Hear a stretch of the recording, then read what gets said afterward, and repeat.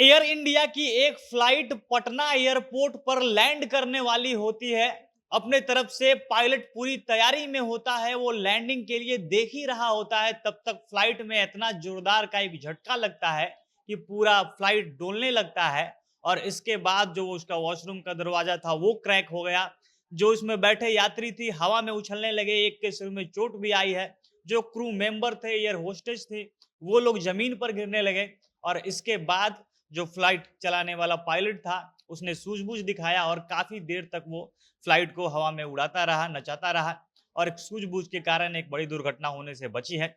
अब वहां पर क्या कुछ हुआ था, क्यों फ्लाइट को जोरदार झटका लगा, और पहले से जो एटीसी होती है, अर्ली वार्निंग सिस्टम, उसमें भी ये जो आने वाला समस्या था ये डिटेक्ट नहीं हो पाया, इसी के ऊपर विस्तार से हम वीडियो में आगे बात करेंगे। और उससे पहले नमस्कार, जनता जंक्शन देख रहे हैं आप और मैं हूं सन्नी मिश्रा। कैमरे के पीछे हमारे साथी विशाल खड़े हैं।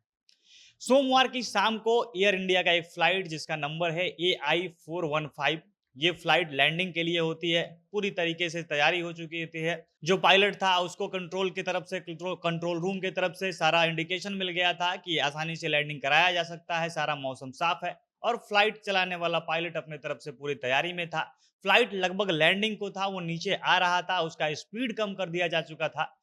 तब तक फ्लाइट में एक जोरदार झटका लगता है। अब झटका इतना जोरदार था कि किसी को कुछ समझ नहीं आया। जो भी फ्लाइट चलाने वाले लोग थे, क्रू मेंबर्स थे, वो भी इसके लिए बिल्कुल भी तैयार नहीं थे। उनको बिल्कुल आशंका भी नहीं था कि कुछ ऐसा हो सकता है, क्योंकि उनको पहले से पता था कि मौसम पूरा साफ है, किसी प्रकार का कोई दिक्कत नहीं है, कोई टर्बुलेंस होने का कोई आशंका भी नहीं था। और अचानक से लगे झटके से सबको एकदम अफरा तफरी मच जाती है। झटका इतना जोरदार लगा कि पूरा का पूरा फ्लाइट हवा में डोलने लगता है। इसके बाद जो यात्री बैठे हुए थे वो हवा में उछलने लगे। उछलने के कारण एक आदमी के सर में चोट भी आई है, कई लोग नीचे गिरे।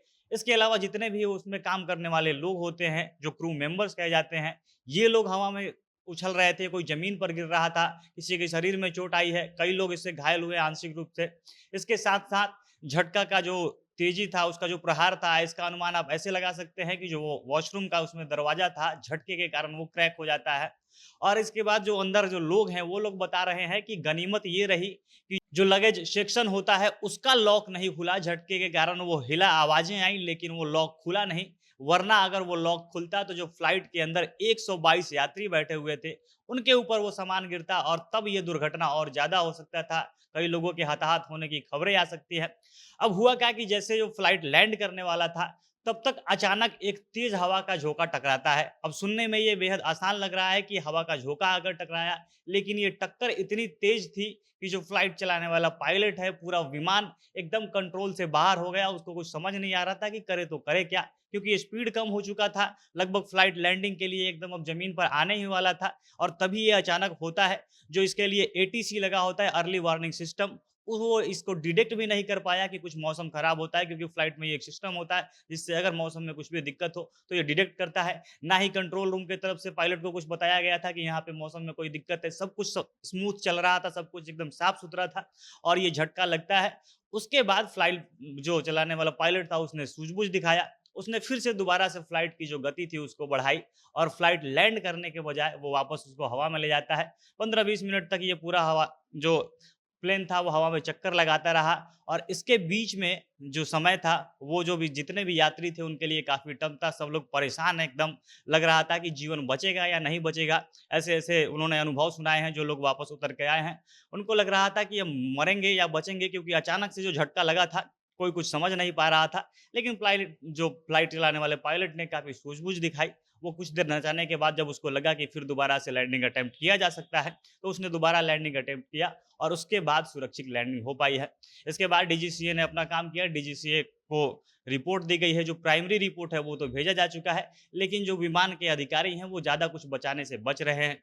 उस विमान को पटना एयरपोर्ट पे ही रखा गया है, उसका मरम्मत किया जा रहा है, रिपेयरिंग का काम चल रहा है कि शायद विमान में कोई दिक्कत था, इसके चलते ऐसा हुआ है, या वहीं जो तेज़ हवा का झोंका अचानक से आया उसकी टक्कर से ये सब कुछ हुआ है। इसके बारे में डीजीसीए अभी गहराई से जाँच कर रहा है, उसको फिर से दोबारा से रिपोर्ट भेजा जाएगा। ये प्राइमरी रिपोर्ट भले गया है और सारा कुछ रिपेयरिंग होने के बाद जब वहाँ से डीजीसीए अनुमति देगा कि अब फ्लाइट को लेकर जाया जा सकता है, तब दोबारा से वो फ्लाइट उड़ेगा। तब तक के लिए उसको पटना में रोक कर रखा हुआ है और जो भी अधिकारी हैं वो ज़्यादा कुछ बोलने से बच रहे हैं। लेकिन जो भी यात्री थे उनका अनुभव काफ़ी खराब रहा, उनको ऐसा लगा था कि अब जीवन समाप्त हो जाएगा। बाकी ये थी जानकारी, अगर इसके बारे में और कोई अपडेट आएगा तो हम उसे आप तक पहुँचाएँगे। आप लोग इसके बारे में क्या कहना चाहते हैं? अपनी प्रतिक्रिया कमेंट बॉक्स में बताइएगा। जनता जंक्शन देख रहे थे आप, बहुत-बहुत धन्यवाद।